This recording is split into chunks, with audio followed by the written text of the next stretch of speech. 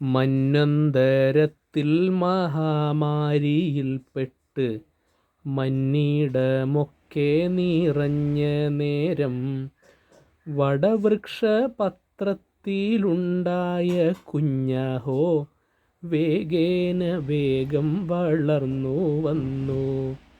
നാരത്തിൽ നിന്നു ജനിച്ചവനാകയാൽ നാരായണനെന്ന ഭീത വന്നു. നാരായണൻ തൻ്റെ നാഭിയിൽ നിന്നഹോ നീരജമൊന്നങ്ങ് പൊങ്ങി വന്നു. നീരജത്തിൽ നിന്ന് ബ്രഹ്മാവുമുണ്ടായി നാൻമുഖനായി പ്രസിദ്ധനായി. ബ്രഹ്മനോ നാരായണനോട് ചോദിച്ചു, ആരു നീ എന്നുള്ള സത്യം ചൊല്ലൂ. നിൻ പിതാ വിഷ്ണുവാകുന്നു ഞാൻ എന്നുള്ള ഉത്തരം കേട്ടതിൽ തൃപ്തി പോരാ. വാക്തർക്കമുണ്ടായി തമ്മിൽ പരസ്പരം തല്ലു തുടങ്ങിനാൻ വൈകിടാതെ.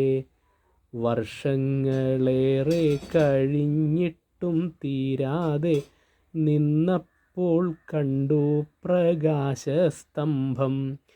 ദിവ്യപ്രകാശത്തിൻ സ്തംഭത്തെ കണ്ടവർ അത്ഭുതത്തോടങ്ങ് നിന്നു പോയി. സ്തംഭത്തിൻ ആദിയും അന്ത്യവും കാണുവാൻ മേലോട്ടും കീഴോട്ടും പോയി അവർ. രണ്ടുപേരും വന്നു ഉത്തരം കിട്ടാതെ. അപ്പോൾ അശരീരി കേട്ടവരും, പരാശക്തി തന്നുടെ ഇച്ഛയാലാണല്ലോ പാരിൽ നാം മൂവർക്കും ജന്മം കിട്ടി.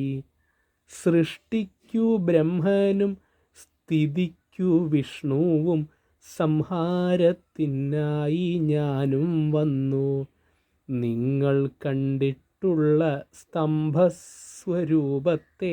ലിംഗമെന്ന പേരിൽ കണ്ടിടണം. ക്ഷേത്രത്തിനുള്ളിലായി കാണുന്ന ബിംബത്തെ സാക്ഷാൽ ശിവനായി കണ്ടിടേണം. രൂപമില്ലാതുള്ള ലിംഗസ്വരൂപത്തെ ഭക്തിയാൽ നിങ്ങൾ വണങ്ങിടേണം. നാരായണ ഹരേ നാരായണ ഹരേ നാരായണ ഹരേ നാരായണ നാരായണ ഹരേ നാരായണ ഹരേ നാരായണ ഹരേ നാരായണ.